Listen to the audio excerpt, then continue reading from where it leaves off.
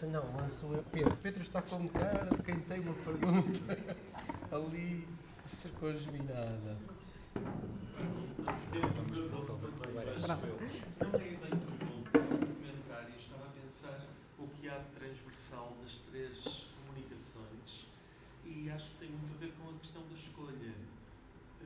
O Herbert Helder escolhe o Humus, podia ter escolhido outros livros e até outros autores, mas vai buscar o Humus, porque esta escolha. O Rui escolhe o Herbert e não outros poetas que estariam na mesma biblioteca. Portanto, há uma espécie de gesto autobiográfico no momento em que do infinito se escolhe um. Depois é preciso escolher também determinadas imagens e, se calhar, quando não há imagens, inventa-se. E convoca-se mecanismos para escolher o que não existe ainda, escolher o potencial, o que é outro género de sofisticação. E depois escolhe-se quem se vai matar e, quando não há o assassinável, escolhe-se outro e não se escolhe, é-se escolhido. Na verdade, a vida escolhe por nós. Afinal, a vítima não veio, portanto eu vou apanhar outra. E a outra não sabe que está numa espécie de ratoeira do acaso. Mas é uma roleta russa. A roleta russa é uma figura interessante, porque é uma escolha que não é escolha. É que não é escolha. Escolho disparar, mas Sim. não escolho o resultado. É exato. Então, não sei se isto é uma pergunta, se calhar não é, se calhar estou a forçar um bocadinho, mas é assim que as nossas vidas funcionam? É uma tentativa de controlo, nós tentamos escolher e depois chegamos ao fim e, graças a um rolo grandão, etc., descobrimos que nós é que somos os escolhidos? Em vez de sermos os escolhedores, na verdade nós somos os escolhidos do acaso? Eu juro que não sei se isto é uma pergunta. Eu, em relação a isso, oscilo. Se for legítima uma oscilação que vai de um sítio para o outro e não fica quieto, eu escolheria a oscilação, porque para Raul Brandão, ele muitas vezes dá-nos a ideia, e escreve mesmo, a natureza é moral. Pronto, eu também acho que a natureza é moral. Mas a arte não. E acho que a arte tem algum desejo de sentido. E esse sentido gosta de ser percebido, quer dizer, toda a mente, toda a nossa cabeça está feita para dar sentido a coisas que às vezes não têm sentido. O rei morreu, e aquele exemplo clássico, e a rainha faleceu 2 dias depois, nós pensamos, ai, que história de amor, ou que conspiração palaciana, etc. Mas nós queremos que aquilo tenha sentido, e não está lá nada que ligue uma coisa à outra. No caso de eu preciso e gosto de que a arte responda à natureza com uma certa ordem, razoabilidade, digamos assim, porque é como se fosse a diferença entre a physis e a nomos. Não é? O physis são as leis da natureza. Eu só posso descobri-las, mas não as controlo. A nomos eu faço-as. E por isso é bom que eu as faça, tendo em atenção um fio invisível, que é aquele que aparece nos salteadores da arca perdida, em que o indivíduo tem que atravessar de um ponto ao outro e dizem-lhe, está ali um fio, aquele fio é o direito. E agora, tu atravessa esse fio que não estás a ver. Ou a definição de justiça para o Ulpiano, que diz, que é uma excelente definição de justiça, não é faças isto ou faças aquilo. A justiça é uma perpétua e constante vontade de dar a cada um o que é seu. Isto faz rios de tinta, mas nós temos que pensar, perpétua e constante vontade, não é uma coisa certa, de dar a cada um o que é seu. O que é de cada um? O que é nosso? E isto coloca problemas, mas deve colocar problemas. Deve colocar problemas. E é esse colocar problemas que é interessante na arte, é interessante no direito, é interessante na própria retórica que nós podemos, política que podemos ensinar. A determinada altura eu tenho que dizer aos meus alunos, alto aí, eu ensino retórica política para vocês perceberem a manipulação que pode estar nas palavras. Mas o que eles querem muitas vezes é marketing político. Como se ganham umas eleições? Que truques é que eu posso fazer? E eu digo, a diferença entre a retórica e o marketing é que eu não quero um resultado a curto prazo. Eu não quero vender manteiga. Eu quero uma humanidade a médio e a longo prazo. Não é para amanhã.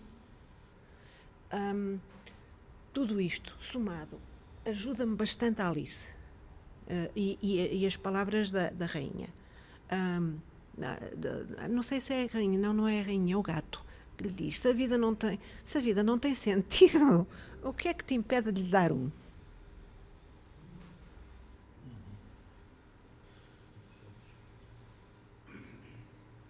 Os gatos são muito sábios. Eu acho, ou concordo, que aquilo que define o humano é a capacidade ou possibilidade de escolher. E aquilo que me trouxe aqui, uma espécie de embaralhamento, calculador de improbabilidades a partir da multiplicação de 3 uns de Elder por potencialmente infinito de Brandão, ou ao contrário, está associado a uma certa origem daquilo que é a literatura generativa, que começa com o surrealismo e essa ideia de que o livre-arbítrio pode ser repensado.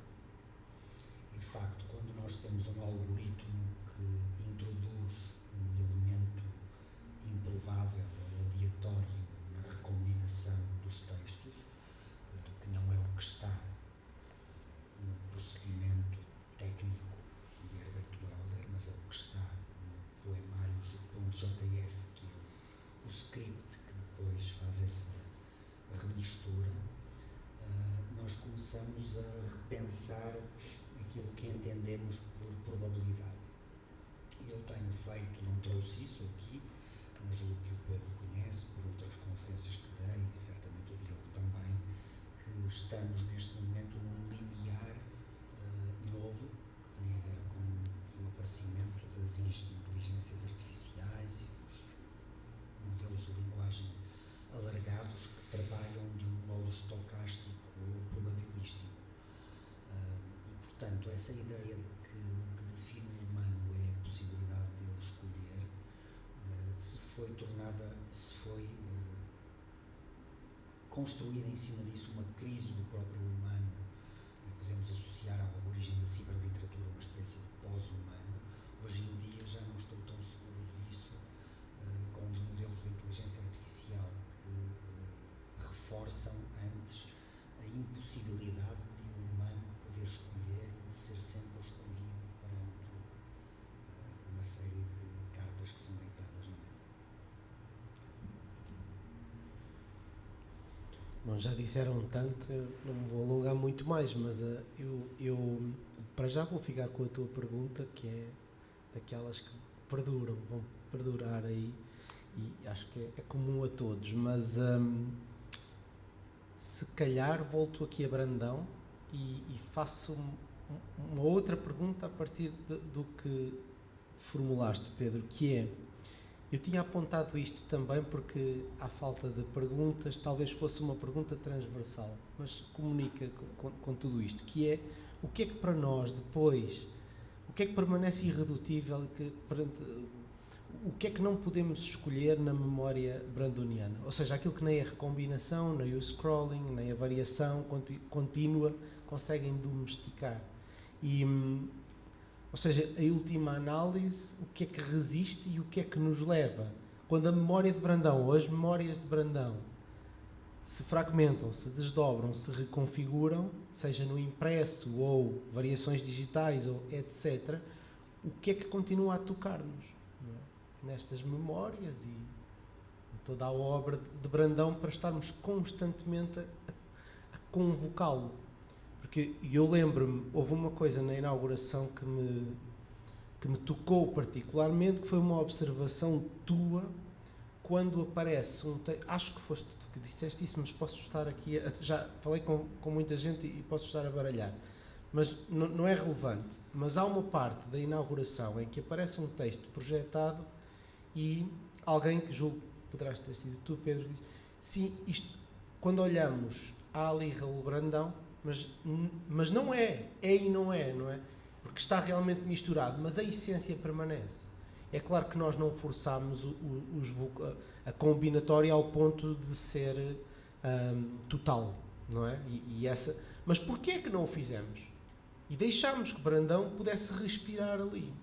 E eu quero perguntar-me porque é que fiz isso, porque eu não sei responder a isso neste momento. É muito bonito, serei rápido. É muito bonito porque nas frases que estão a ser projetadas e inventadas, pode haver frases que Raul Brandão nunca disse, nem nunca escreveu, mas todos nós sabemos que são dele. Pertence-lhe. Nunca escreveu aquelas palavras por aquela ordem, mas pertence a Raul Brandão. Sem Raul Brandão, aquilo não existia. Deve dele. Mesmo quando vemos um Rosh Geldin de um estudante que saiu da Síria para a Turquia e nas suas memórias mete esse vocabulário. E ela está misturada com Brandão. Há uma parte, felizmente, vai aparecendo, porque não é assim uma base de dados tão grande, tão vasta quanto isso. Mas, de facto, essa pergunta, a questão da escolha aqui, aquilo que nós decidimos manter ou que não conseguimos mudar. E vou querer pensar também sobre isto.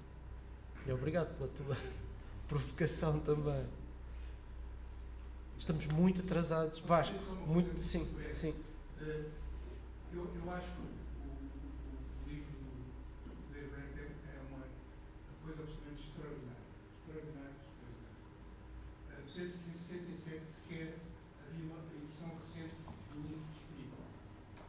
Ele foi chamar a atenção do livro, criando daquela maneira original, que não tem, suponho, paralelo nenhum na literatura portuguesa toda, e isso tem uma força criativa muito maior do que a homenagem que o próprio Virgílio Ferreira fez também pelo seu lado aqui em Guimarães, como aliás falámos agora no almoço, que é a conferência que depois dá no ensaio o Brandão no limiar do Novo Mundo, uma coisa qualquer assim.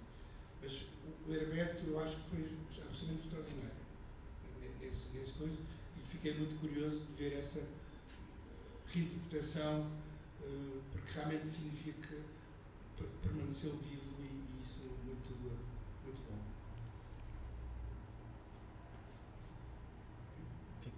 Fechamos este. Obrigado pelas vossas intervenções. Nós vamos avançar sem pausa para a próxima comunicação, a próxima intervenção. Uma salva de palmas para as vossas. Obrigado uma vez mais.